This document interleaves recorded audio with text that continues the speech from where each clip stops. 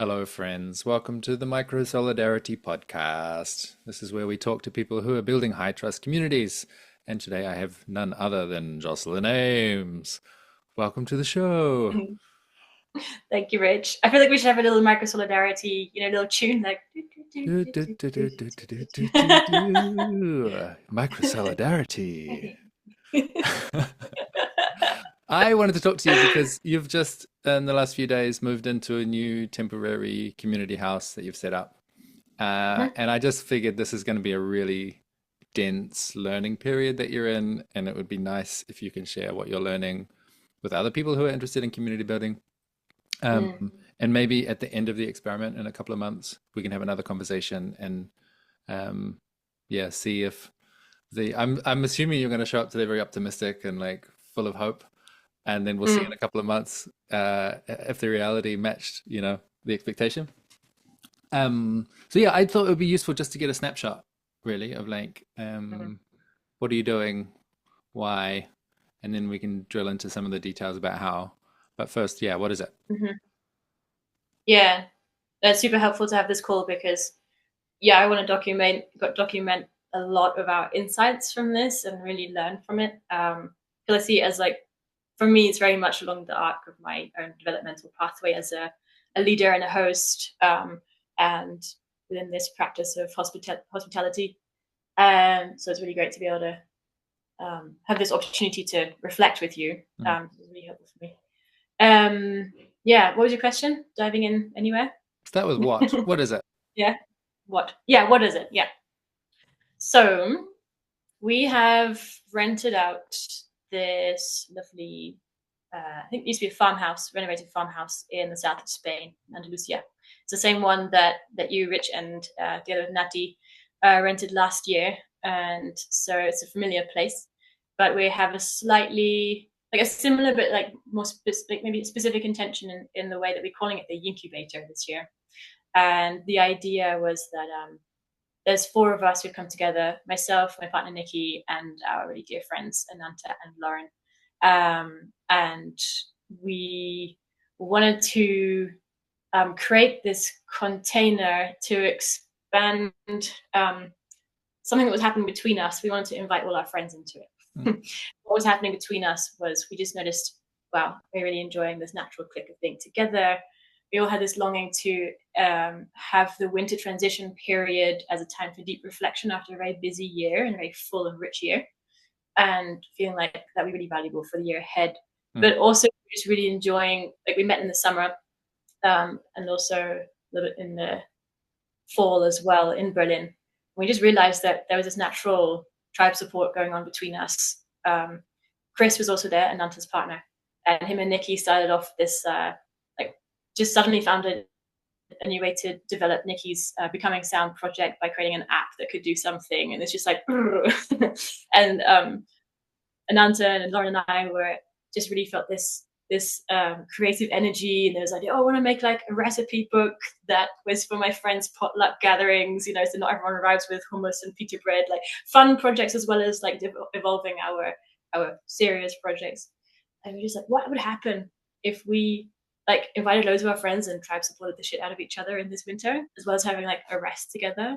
So basically we've created this space for 2 months. The first 2 weeks right now are what we call the deep reset. So it's really not about necessarily about projects or doing stuff, but we're really focusing on letting the dust settle from the year, slowing down. Mm. We've been mostly just journaling, reflecting, doing some rituals, sleeping, cold plunging, pool. And then from after 2 weeks starts what we call the Yin Combinator, which is a riff off the Y Combinator in the US, which is I didn't know about it, but Ananta created this word, and I was like, well, that makes sense. She told me the Y Combinator is like a really great, effective program for startups and in the US, and many of the greatest startups have like been there and catapulted into something really successful. So we were like, great, let's call it the Yin Combinator, continuing with that theme of attuning to the energy of the year of like deep listening and seeing what emerges when we give each other space, like reflect back to each other what our greatness is. Just let the dream world inspire our projects and ideas for next year, or the evolution of our existing projects. So that's kind of what we're doing. Yeah. I And could go a bit more specific, but yeah. how many people you expect to be involved? Mm. Well, there's maximum capacity is 18, but we're making it maximum 16. The deep reset we've done just up to 12, and we actually have got 8 of us. There's 2 more coming today, so there's 10. And we've invited people to come for 2 to 4 weeks at a time. So there's kind of a revolving door element. I like framing it as a guest house, which is for me also a good cue word to recognize that we're practicing hospitality as well. I love this idea of it being a guest house where people are maybe on a pilgrimage and they come and they can stop off and get warmth, food, a bed, companionship as they're on their journey, which is actually related to who we've invited, because it's been a lot of people who have a project or they're on a pilgrimage within themselves and they're wanting tribe support. Lauren's Japanese, and she introduced this word of there's this concept of a ryokan in Japan, which is a pilgrim's route, and they have guest houses along the pilgrim route. So people come and go, but trying not to have too much break up of the continuity. So we ask people to come and go on a Monday, try and keep some kind of rhythm. And Tuesday we have the Attunement Tuesday, where everyone gets to sort of sync up and a bit of a deeper check-in and hear what everyone's projects and offers and possibilities are. So yeah, we're a group of between 8 and 16 people at any one time. I think we've got so far a total of 23 individual people here. Sweet. I immediately my brain is going in 6 directions. Like hearing about this thing of people coming and leaving on Mondays. First of all, it sounds really smart, just to like have some stability within the change. And my brain thinks, oh, can you tell me all the other rhythms and techniques and practices and things that you're using? That's one line of inquiry. Maybe are there any that are particularly exciting for you, or the ones that sit on top as like, oh, this really works, or I think this is a really good fit for what we're doing? I think another one is a riff off of last time. Like we have taken some things that worked really well last time, which is we have a evening dinner, which is everyone kind of comes together. We try and keep it at the same time at 7. And after dinner, before washing up, we'll have the community mastery board time, which is our time there's also a Kanban element, which is more like what tasks to be done, like decide who's going to cook dinner the next day and who's going to wash up. And if a shuttle needs to be done to pick up guests, like who's going to do that, who's going grocery shopping. And then there's the community mastery board element, which is raising, it's from agile management. It's like isn't it? It's an agile technique. Yeah, I think it comes, the Agile Learning Centers, exactly. Yeah. So that's like raising awarenesses, which could be tensions, like around the house, like how are we living together? For example, there's a lot of sound can travel from the kitchen to the 3 rooms adjacent to that. So we like, okay, what's something we could test? And we think of the easiest implementable test that could work. So it's like, okay, let's try to create silent hours in the kitchen between 10 p.m. and 7 a.m. And then once we've mastered that, it's become like second nature and just habit. We move it into the mastery column. So it's a big white, like paper roll, which got lots of sticky notes on it. And we move them along. So that's something that's been really helpful. I mean, we're only in like the 5th day, but I've noticed people who are new to it are like, oh, this is so great, because it means we have a moment to raise tensions. People feel involved in the iterative cycle of how we evolve our co-living. And it's fun that we get to share a lot of the tasks, and it relieves the burden from the team of doing everything, even though we're centralizing our leadership in some way by saying, this is the model we're going to use. It's working really well. And then you said Attunement Tuesday. What's the kind of vision for that? What's involved? So we just did it once because we just had the first bunch of guests arrive so far. So it was like Attunement Tuesday at 2 p.m. And we all gather, and it was just a deeper check-in round. Just as people have landed in the first day, it's not about information too much, except for like practicalities. You know, where's your bed, where's your shower, where's the bathroom. Just be a guest. Dinner's at 7. Relax, unpack your stuff, settle until then. They have a sleep. Everyone's been pretty jet lagged coming from the US, from Korea. It's like, So that was really nice that there wasn't too much to do on Monday evening, and then Tuesday afternoon, after everyone's had a slow waking up and finding their way around the house and making their own breakfast and lunch, we come together and it's like, okay, how are you landing now? We did have a quick check-in around the dinner table when people arrived, and they said that was really helpful. Just, how are you in this very moment, and what do you need? And people introduced a little bit of like why they've come. It seemed to naturally form. But this was going a bit deeper. So it was like, how are you?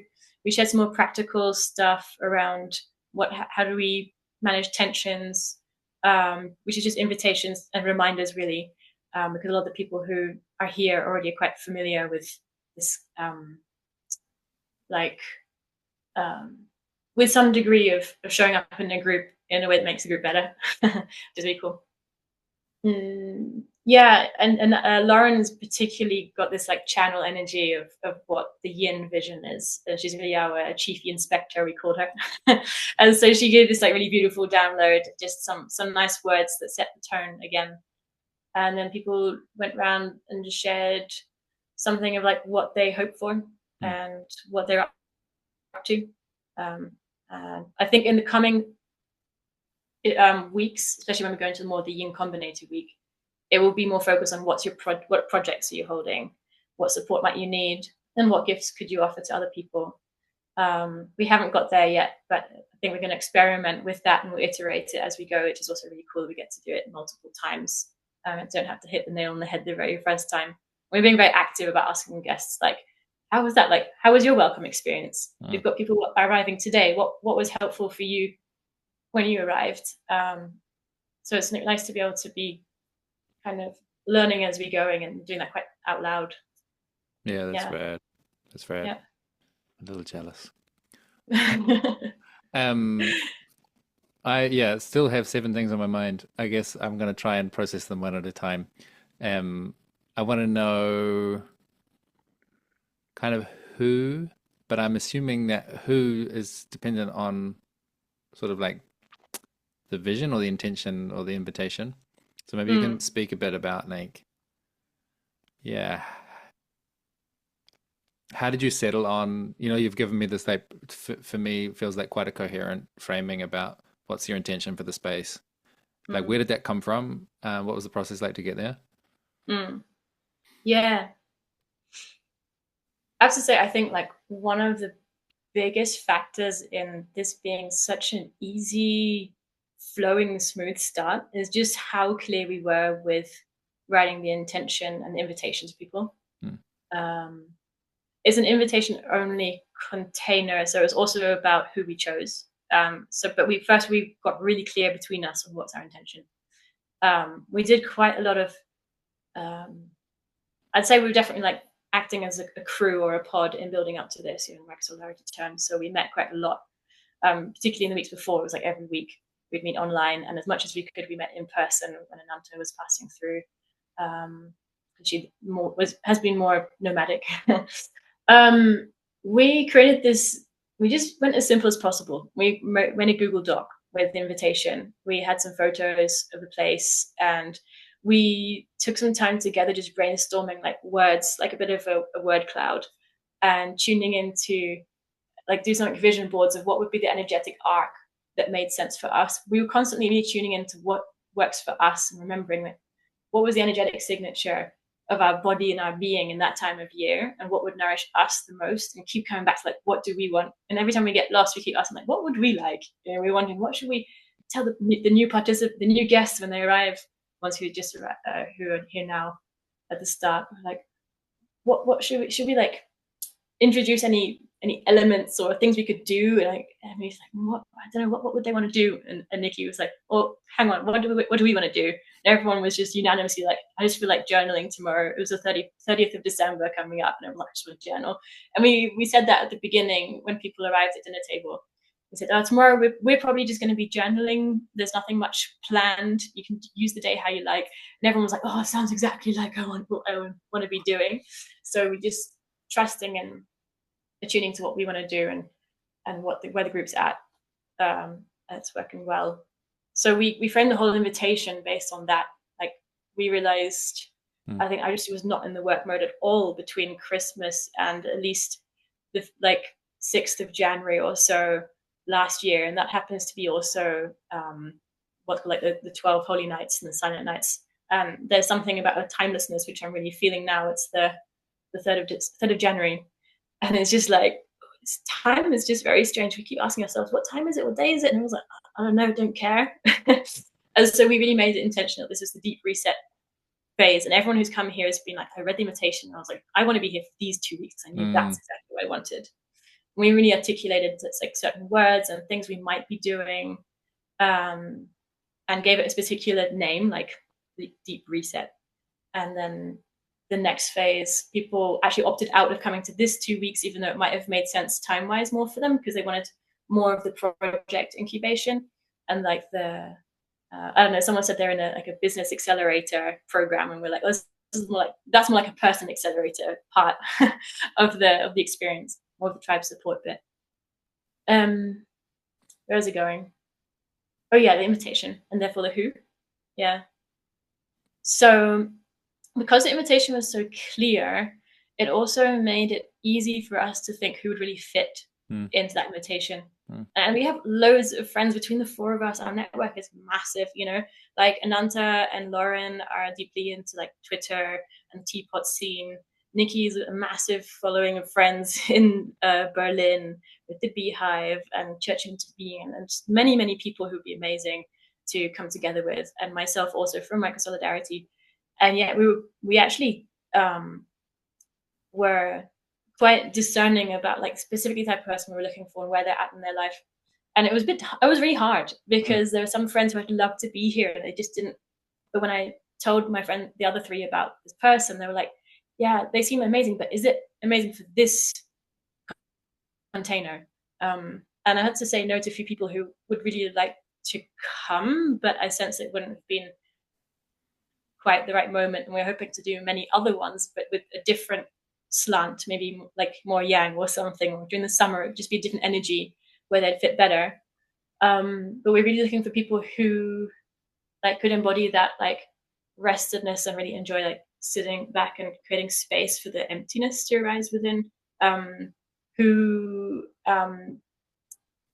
would have been difficult for people to be here if they had 9-to-5 jobs. They had to be geographically located in a certain place, obviously, or also people who need to be on calls like 9 to 5 throughout the whole day. It just wouldn't have suited the container because we do want people to show up here with a certain degree of presence to be with one another. It's about tribe support. And people who have like, we wanted to have people here who were curious about like who had a project or they're going through a big life transition. Maybe they just quit their job and they're like, I want to do something that's really connected and aligned with my soul, and I need other people. That we thought they'd be benefited by having other people around them to like reflect back to them like what their genius is, rather than just going back into another job that's more their safety zone. So it's those kind of things, and people who are already collaborating and working together. Some of them have come applied together as well. So yeah, hard to exclude some people, but that's made it so strong. Like the people who are here are just here for exactly what we were hoping to create. That means we've had to do hardly any like a formal onboarding. They just are here and like they are the thing. And that's really great. Yeah, that's awesome. I really hear that clarity of vision dictates who should be there, and then you get the right people there, and then it's all kind of effortless because you got the right people. Just exactly. And Priya Parker talks a lot about that in the book. Was it The Art of Gathering? Is that the name? Yeah, I'm actually reading it right now, very, very slowly. But those first 3 chapters are like, what's your gathering for? What makes it like unique? And like, who are you gonna have there? And like the power of exclusion. And then comes all the like, what are you gonna do? Yeah. And some game rules. Yeah. So then what's the natural place to go next out of the 7 post-it notes I have in my mind? I think since we're on the topic of who, it kind of feels natural to me to think about how are you conceptualizing your roles? Like, like you mentioned, okay, we decided that we're going to use the community mastery board, and then obviously all of the guests get to put their information in there and their suggestions and their frustrations, and we all held that collectively, but it was our decision as hosts that that's the system we're using. Like, how are you thinking Mm. about your role as hosts, as leaders? What's the power dynamics? Like, yeah. Yeah. What is that? Yeah. And what has that been like between the four of you, you know? Because obviously you all have different conceptions of it. Mm. Yeah, there's two parts to that. One is indeed the roles we each find ourselves within, and how that's emerged. And then the role that we are presenting within the group. Maybe I'll start first with the roles between the four of us, because it's been really part of our crew, our like pod bonding moment. We all know each other from different places for a couple of years. Like I met Ananta at the first Micro Solidarity gathering in Berlin.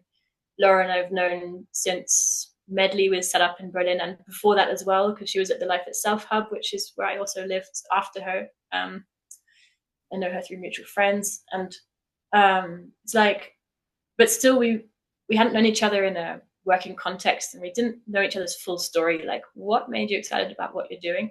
So we did I remember one very powerful session where we shared our stories basically, and with like anchor points of who have been important people in your life and what have been important transformational moments. And from that, and as well as like geeking out on like our human designs and using like AI to like say, what's our dynamic? You know, we started to emerge with this picture of what each other's good at and what each other's superpowers are. And we let that, we're quite playful with creating our own titles. Like I said, Lauren was our chief inspector, and we just really noticed that anytime our planning got too like the ideation of the project got too yang and too much into doing, she would be like, this isn't feeling right for me. And you know, she'd be like, I need the yin, need the yin, need the yin. Like I just need rest. I need this like digestion. And she would really bring that in. So we're like great, we need you to hold that pole. And that was beautiful, because I think there was a wobbly moment when we were planning it where I think she was starting to like second guess whether it was right for her. And it was like, oh, no, we can't lose Lauren. And I felt like this isn't a moment that we're going to lose Lauren. It's a moment we've got to really pay attention to what Lauren is about, because I know we need her. We just need to help her see the value of what she brings, because it's very hard to be that person in a very young world who represents slowing down and easy to be pushed out, especially when we're a very enthusiastic group. And that was a really transformational call and meeting that we had, where we just scrapped the whole agenda and we're like, we need to hear what's missing for you, Lauren. Mm. And at the end, she came out as like emerging as, oh, she's the queen actually of the position she's holding. I really honored her and realized actually, yeah, Lauren, you've got to be the one on our, we had a connection call before everyone arrived, which was really great. And she was like, you've got to be the first person who sort of articulates the vibe. You're like the core vibe holder of the intentionality. And then, yeah, like Nikki is just such a playful person and loves to bring out his clown character and entertainer, and he really wanted to be the chief enthusiasm officer and brought along so many games and like exercise and movement things and instruments to allow for playfulness. Ananta, I can't remember her title exactly, but she's I think like a vibe tender also, in sense of like attuning. She's just, I don't know what Ananta is, but she's just magical at like, she goes through a space and it becomes warm and soft and welcoming and beautiful, and like she turned this really weird passageway room into a shrine room for like meditation. You walk in, you're like, oh, and just how do you do it? She just put soft blankets in places and cushions in the right area, and she is one of these invisible magicians. And then I myself come from this, I'm really at the moment really into my mediation and conflict transformation flow, and trying to hear for like allow space for tensions to arise, and not that we always just have to be like, oh, happy, everything's wonderful, but also listening between things and listening for what's not being said. So I call myself the wayfinding listener. So just listening to the field to help us find the way as we go. So we sunk into those self-appointed roles quite well. And it's great having 4 people, because when we arrived, like Ananta and Lauren were like, oh, I don't have energy or capacity to welcome people. It's still landing. They were both quite jet lagged as well. coming from the US, and Nikki and I were like, really great, we'd love to welcome people, and they were like, amazing. Just being able to, there's always someone who's got capacity and enthusiasm to do something when the others don't. So we're kind of navigating it like that as well, in some fluid way in between the roles we take. It's been very good to have Lauren as like core kitchen coordinator though. She's the one in charge of the grocery list, at least the main person. Everyone can write on a piece of paper, like there's a list for people to say what they want to be bought, but she's the one who's in charge of the spreadsheet, and we'll write up the final list, and I do the finances. I created all the budgeting spreadsheets and hold the accounts and all that stuff. And yeah, sort of holding, Ananta was like communications person for bookings. So we managed to split up the roles quite well. I'm listening for like, what is the stuff that the hosts do that you don't expect the guests to do? And those last few things you quickly rattled off, they really tap all those things, whereas some of the rest of the stuff you're describing, it sounds like, oh, this is what I look like when I'm at my best in this space. And I imagine not all of the guests are going to have their own version of that, Yeah, exactly. We even mentioned those roles. I'm like, you guys can take on any role that you want to create as well. Yeah. We already got like a pun master. Ivan's just popping them off like mad. It's great. But yeah, you're right. This is where it's really interesting, because we do have people coming from different backgrounds, and some people coming from a burner background, and they're like used to everything being co-held. Like everyone there'll be roles, like maybe someone's like a lead on kitchen setup and someone's a lead on like camp consent lead or something like that, but the finances also completely split or maybe adjusted at the end based on people's need and financial capacity. But we've really set like a standard rate for people to come, like either they're in a sharer room, which is lowest price, or they have their own premium room, which is a higher price. And with that, it's kind of like becomes more of a service. And people who were from the burner scenario, I can imagine they were a bit like, wait, what is this? Like, we're co-creating, but we're paying you to do this. So actually, we ended up being nudged into really articulating what's our model. And so we created a really great document called like the of the model that we're running. And we found the words, it's a service for friends, because we're not just inviting anyone. It's not a complete retreat where everyone's welcome and we host everything. We create all the structures.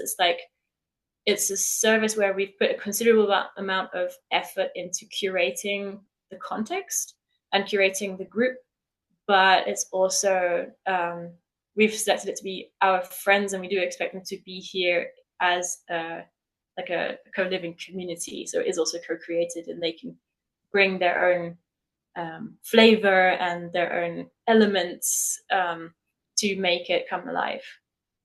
So it's been really interesting trying to articulate, like, yeah, we are holding some centralized leadership, and we are being paid for that, so that you don't have to think about that. You can just come and like really be in the container.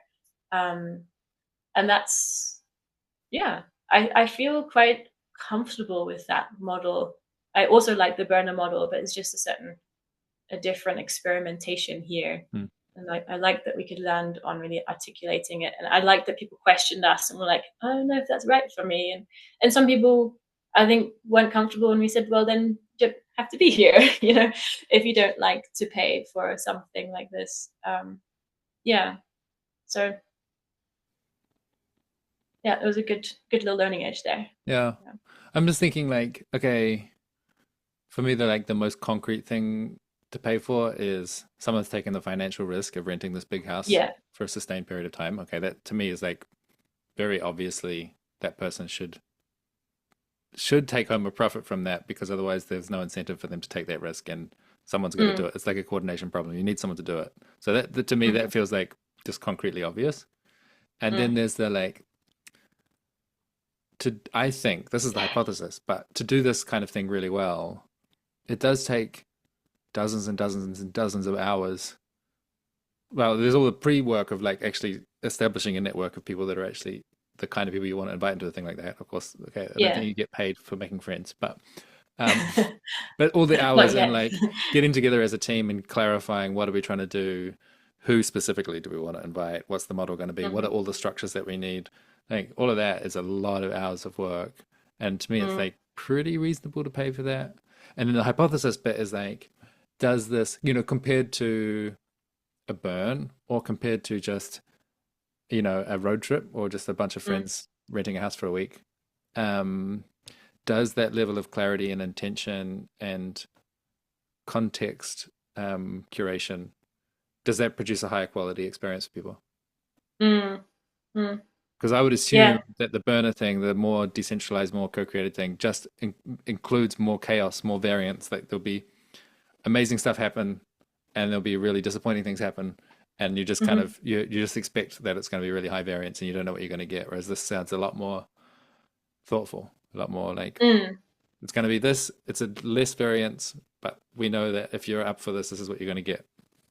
Yeah, exactly, exactly. Which does put a bit more pressure on us as the hosting team to like deliver the thing we're promising, which was also why we were like, we want to be really careful who we invite, because you can invite someone who's a maybe even, Mm, and they'd be like not quite it, and it's like it's okay. It doesn't really do any harm that they're there. It's not like negative impact. It doesn't seem negative impact, but even if you have someone who's kind of a maybe, they they detract. It can still affect from like the I think the power and the potency of it, instead of being someone who's like super actively excited about being there and is a perfect fit. So as we have limited spaces as well, which is different to a burn where it's like, I mean, you might want to limit your camp size, but that's also a factor here. There's like not an infinite amount of space, and we're all quite on top of each other. Like we're sharing rooms as well. I mean, unless you've paid more for your own room, most people are sharing a room. So yeah, and for 2 weeks, if you're coming at least 2 weeks, that's quite intense. mm, Um, mm. yeah, yeah, My brain was just doing a little detour, which I want to indulge because we're in the time between worlds and I don't have to stick to the script. that's right. Um, I was just thinking about like, I think this illustrates something about micro solidarity, which is if you rewind the clock, if you look at Western history, maybe 80 years ago Mm, or 100 years ago, I think there was a lot more energy going into the work of weaving the social, like setting up voluntary organizations, mm, organizing friends outings, setting up clubs, coordinating the meals for the new parents, all that kind of mm, activity. There was just a lot more energy going in that because, well, because our economies were different, our gender roles were different. Like we just had a whole bunch of different um, forces shaping where people put their time. And I think micro solidarity comes in the current age saying, hey, it really sucks that we're not putting so much energy into weaving the social anymore. mm. uh, I guess it's up to us to do something about that. And then it's like, well, how do we actually create the economics for that to work? And Yeah. it feels so sensitive to me. Like, yeah, like I said, should I get paid for making friends? Well, that feels almost like Mm, sacrilegious. Like if you come to my house for dinner and then I bring you a bill at the end of the meal, that feels like a violation of something sacred. Um, but if we want people to take this work seriously and have the time to do it, they need to get paid somehow, whether that's like an mm, external patronage or something like this, like you're describing mm. selling services to your friends. Um, yeah, to me, it just feels like one of the most important problems to solve and kind of sticky and easy to get it wrong. And I'm just excited Mm. about this experiment. Yeah, yeah. It actually came up as a conversation the other day. Like, oh, can you like charge money for listening to someone? Like, shouldn't that just be free? That we can just offer each other coaching like without paying money? And there's two things about it. Like, one is yeah, like. Mm, there are things that are getting monetized these days, which were previously just traditionally part of the fabric of everyday life. Um, so it's like maybe a transitionary phase where, while we still do rely on money for our daily survival or like, buying our basic needs, it's like there is something also, but also to like honor those roles and those skills are not something that we are initiated into traditionally through family or through community. So they are things that we're having to like people are putting time and energy into learning how do you create a good gathering, how do you heal a relationship between two people, how do you support someone to find their like unique gift, which I think would have been more easily reflected back when we lived in community, because we were more close to each other's daily, we knew each other more intimately. And when we were living less traveling and more within a smaller community and more consistent community, so those things maybe do get more monetized these days. But there's also something around how you value something. Like if you don't pay for it, I don't know. I've also been wondering about that with my own offerings. People value things when they pay for it as well. So money has an energy to it as well. If we offer this for free, or we got it completely funded, which we would love to do in the future. Actually, we're already so excited about doing this again. And like we'd love, actually, by we're documenting things because we'd love to be able to say like, this is the outcome. This is what happened for people. Would people, how would it be actually if we got funded and people come for a free or a much discounted price? Would it affect their engagement or attention? I don't know. From my experience of doing this stuff, it's like when you're clear, like this is what we're trying to achieve, this is how we've thought through the money questions, this is what the decision is, like it just makes things really straightforward. And it's like, for me, it's like all the like complex debate beforehand and in the team figuring this out, and then once it's clear, it's kind of like, this is what's the offer, and people that like that offer take it and other people don't, and it's kind of this pretty clean thing. True. It's really nice hearing people's process of having decided to come here. Like a few people were like, oh yeah, I saw it and I was really excited, but I had to spend time like away and find people to sublet my place, or a lot of people have just quit their job or lost their job or like changing and not in a financially flush place, and still they were like, okay, I still actually find it valuable to be there, even if it might be financially tight, with this idea that it's going to help me to flourish and grow afterwards. And those people, like, I just get a sense people really get the value of investing and coming here, no matter the price. And yeah, it would be nice to have like more of a support fund to be able to offer people some more finances if they can't make it because of that. Like we did ask people when they booked a ticket to, if they want to contribute to that they could offer something, and we have actually received a few contributions, which is so great. And I think it will help one or two people to feel more at ease financially coming here. But it's not that much. So I think that would also be really like handy in the future to have a bit more of a reserve to be more generous and supportive for people who can't make it. Particularly as it's often people who are working more of like a social cause. And it's not always easy to be making ends meet when you're working as a make groups better, make people better kind of thing.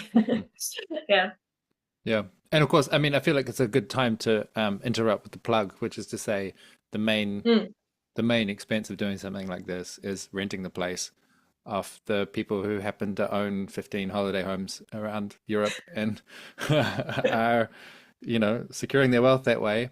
And the plan for me and for this crew of people is that we want to start buying our own places like this and make it much more financially accessible to other people. So if you're listening to this conversation and you think, where could I put $50,000 or $100,000 to support this kind of community building work, talk to Jocelyn or talk to me. Yes, very good places to put it. So now that we've completed the ad break, I'm wondering, there's like 15 minutes left before you have to go. What are the other topics that we should touch on? So like maybe the frame would be, it's the end of the 2 months in the house. Let's say, what hypotheses are you excited about learning? What questions are you testing?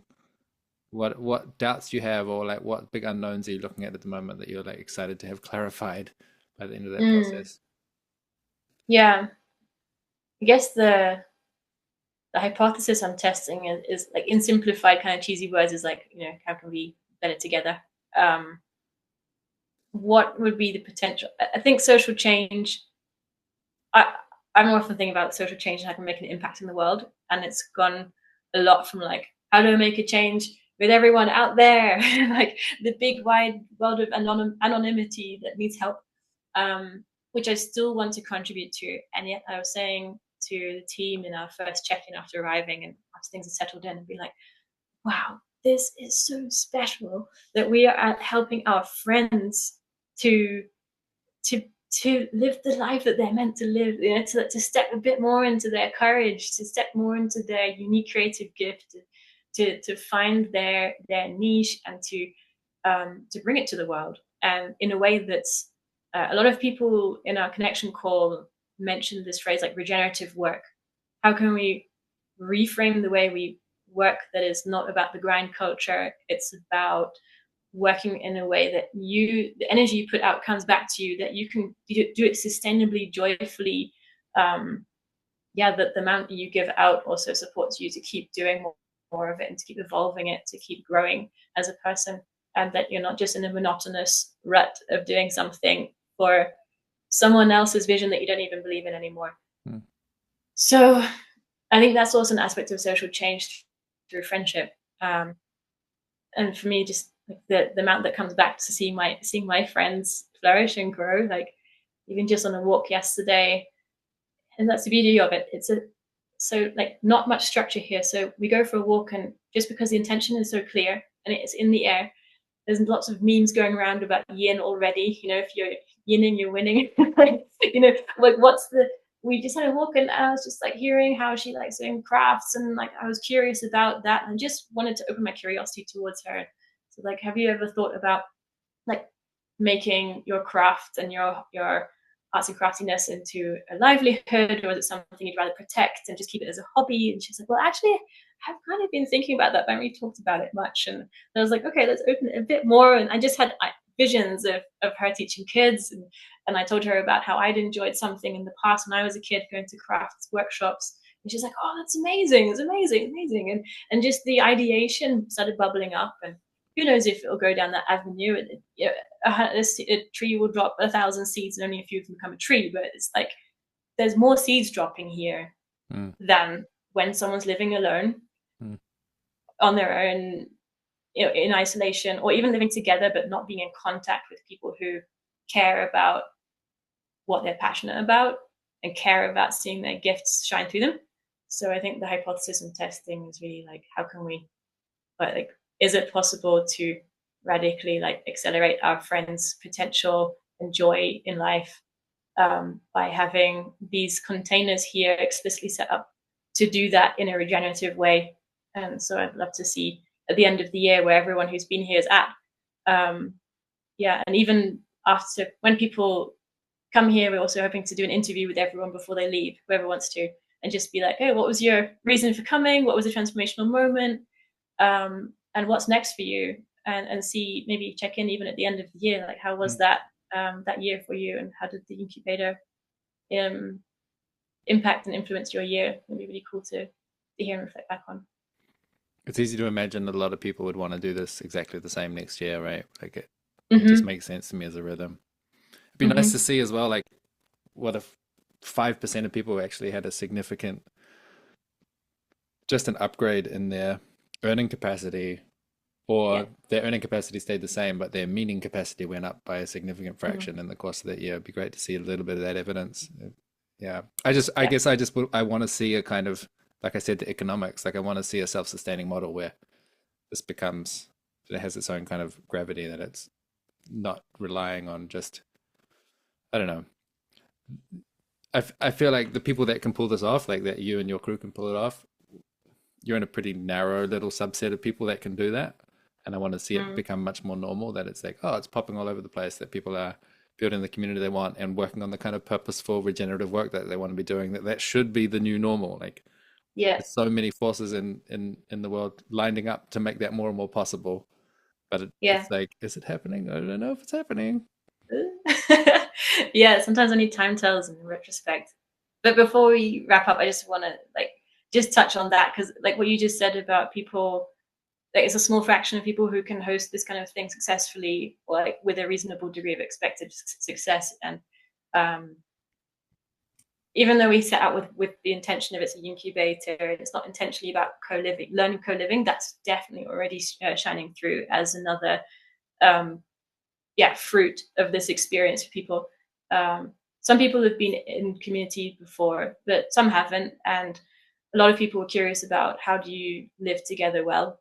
And so as I said, we're like building out loud. Like even at the dinner table, I'm like reflecting on why we put the community mastery board up, and someone put an offers and requests board underneath, and I was like, oh, so great. I was just thinking of doing that, but just want to let you guys like share that we just decided not to put it up yet, to start with a minimal viable structure, so that there was space for you all to co-create and bring this in. And we would hold the edges if someone brought something that really didn't make sense. That's also part of our role. But it was just beautiful to see that that someone stepped in and brought it, and it wasn't us. And then I'm trying to hold this meta level of showing people and reflecting to people what we're doing, what we're not doing, that's helping the container to become what it is. I would love for people to also come away with a bit more insight of, oh, this is how you could like hold a cool gathering. You can just hang out as friends, but there's also certain structures and tools and mindsets as a leader and as a host that really help it feel like a great group spirit and a co-created experience that people feel they can really bring their leadership and agency and creativity into. Yeah, so it's cool. That's really exciting. Just gave me the idea of like, I mean, this is not a new idea, but just, it would be really fun to run a how to be the world's best co-liver course. Yeah. And you just come and live together for a month. I mean, it's pretty much what you guys did in Bergerac the other year, right? This collective transformation, embodying collective transformation. Embodying collective transformation and life itself hub. Exactly. Actually, one of my dreams for next year is to run some kind of co-living masterclass series where we'll probably in the house that I just moved out of, which is a co-living house of 6 people in a big living room. So imagine just inviting anyone who's living in what's called in Berlin like a WG, a Wohngemeinschaft, which is a co-living flat usually, to just come along, and like one session will be about the community mastery board and creating structures for surfacing tensions easily and co-creating space. Another will be about decision making. Another one will be about just getting to know your purpose and vision and articulating what your expectations are of the space that you're in. Because all those things create a lot of, can really activate a lot of life energy and cohesion in a group without feeling like boring, rigid structures. So yeah, maybe there's something in that. You can do an online version as well. Yeah. 2025. So many seeds of ideas. That's very good, very exciting. I'm getting lots of ideas, and I'm wondering other people might be listening and getting ideas, and they might want to talk to you. How do people reach you? Yeah, either on Twitter. My Twitter handle is Ames, AMES _for_joy, or via my email, amesjocelyn@gmail.com. Great. Probably the best ways. Yeah. Great. I'll make sure your Twitter handle is in the video description for those watching on YouTube. Amazing. Cool. Well, this is very great. Thanks, Rich. I'll talk to you in a couple of months and see what you learned. We'll see if you've still got the smile or if you're kind of like haggard and depressed. I always try to come out with an experience of being more energized when I arrive. So let's see. Yeah, looking forward to it. Thank you. Thank you for doing what you're doing. I think it's ultimately necessary in the world right now. Yeah, likewise.